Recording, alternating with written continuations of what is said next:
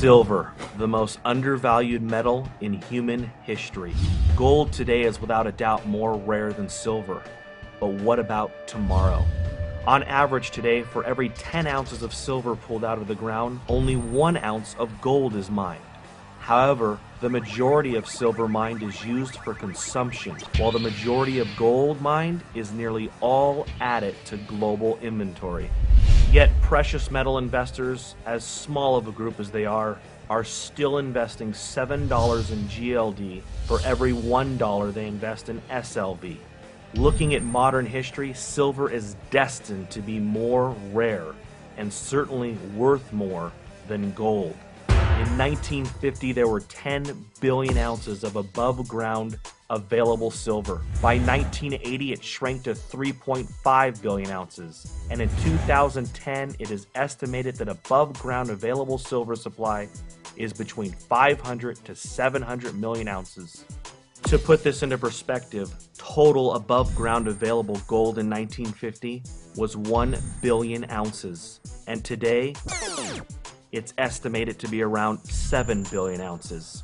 In 1980, when silver nearly reached $50 per ounce, global population was 2.5 billion people. Global GDP was $10 trillion, and China had the 11th largest economy. Today, global population is near 7 billion people.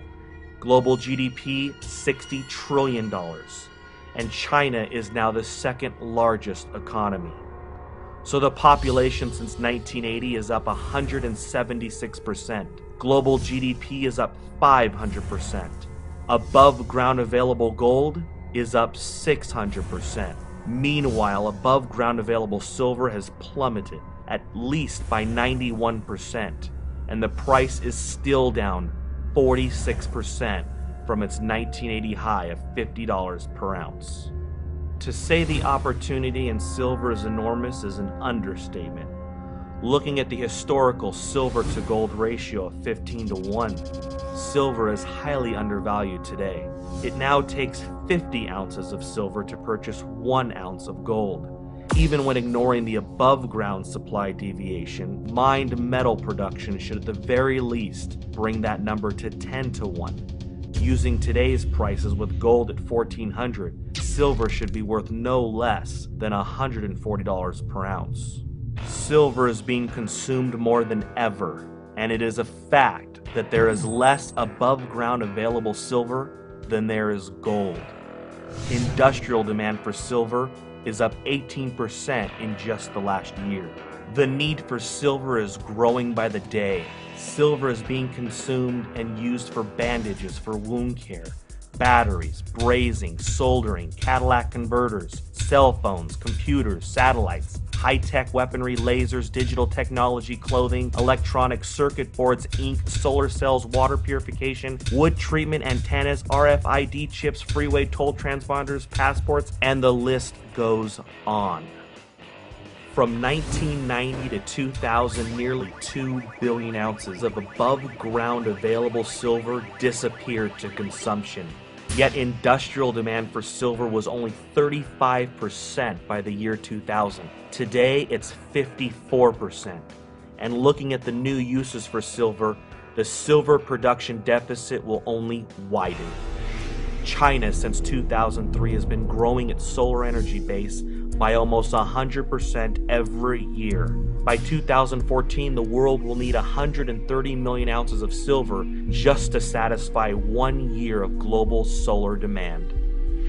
The world has consumed so much silver in the last 50 years that the last time above ground available inventory was this low was 1300 AD.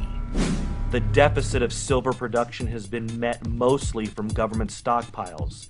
The U.S. has dumped nearly 5 billion ounces since World War II into the silver markets. But as of 2010, according to the USGS, government stockpile for silver are listed as none. The supply and demand deficit continues to be ignored by global investors year after year, decade after decade. Total mining production for 2009 was 710 million ounces. Total demand was 889 million ounces. That's a mining production deficit of 179 million ounces to meet demand.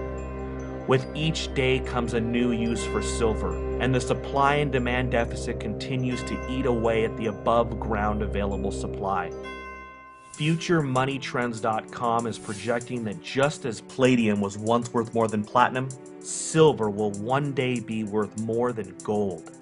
The demand for silver will continue to increase, yet mining production will never be able to keep up, depleting the above ground available silver supply possibly by the end of this decade. Silver may be the greatest investment in human history. How often doesn't any generation get the opportunity to invest in a finite resource that will soon be extinct?